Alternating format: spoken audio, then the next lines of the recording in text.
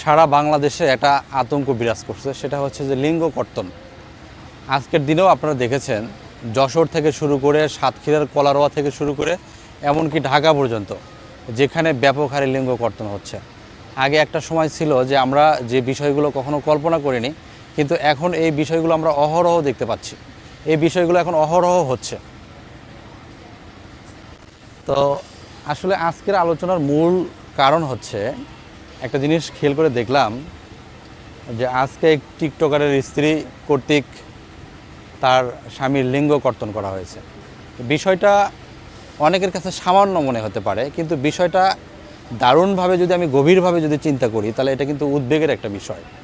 আমার কাছে যে মনে হয় যদি আমরা এখন সজাগ এবং সচেতন না হই তাহলে এই যে লিঙ্গ কর্তনের যে একটা ধারা, এটা যদি এভাবে অব্যাহত থাকে তাহলে শেষমেশ দেখা যাবে যে আমাদের সমাজের চিত্রটা কী দাঁড়াবে, আমাদের পরিবেশের চিত্রটা কী দাঁড়াবে। আমরা এক সময় কিন্তু একটা অস্তিত্ব সংকটে পড়ব। আমার কাছে যেটা মনে হয় যে লিঙ্গ সুরক্ষা কমিটি তৈরি করা হোক, যার মাধ্যমে আমরা আগামী দিনগুলোতে লিঙ্গ আমরা সুরক্ষা দিতে পারি।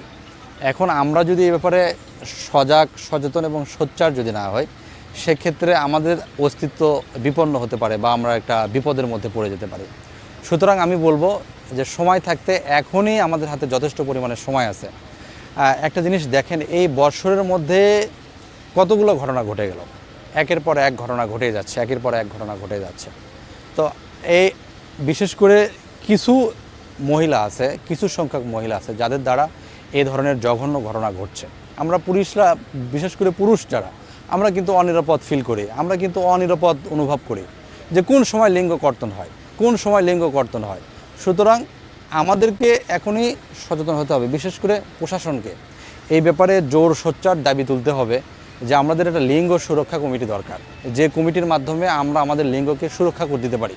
তাছাড়া ভবিষ্যতে আমাদের জন্য চলাফেরা এটা অনেক কঠিন হবে।